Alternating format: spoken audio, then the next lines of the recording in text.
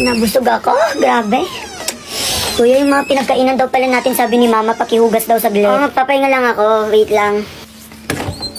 Anak, rap, yung mga hugasin pala natin sa baba, ha? Huwag mong kakalimutan. Tapos, yung sa sala natin, hindi pa yung nalilinisan, tsaka namamapan.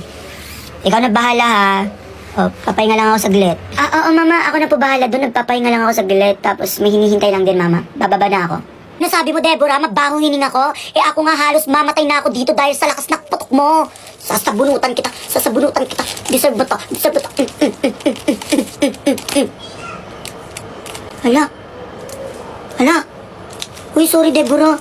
I-glow stick natin to, be. Hala, sorry. Ikaw kasi, Marisa, masyado kang ano. Ano ba yun? Ang tagal naman yung parcel masyado.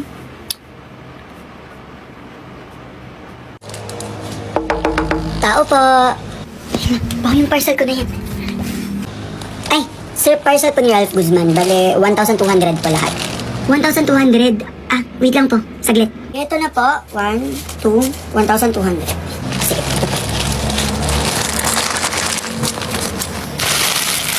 Thank you, kuya. Thank you, sir. Sige pa. Hala, Deborah, paano na yan ngayon?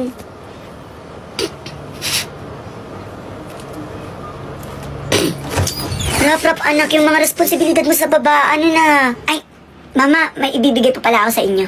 Eto pa. Sa akin. Oh, baka hindi na naman niya nabayaran, gaya nung ginawa ni Bunso.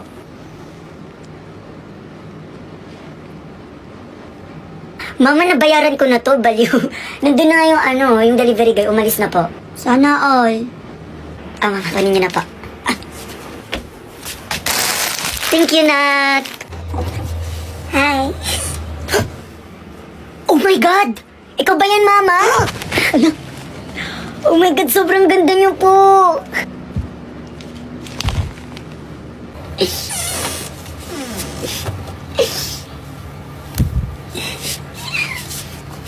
Mama, ang ganda niyo po.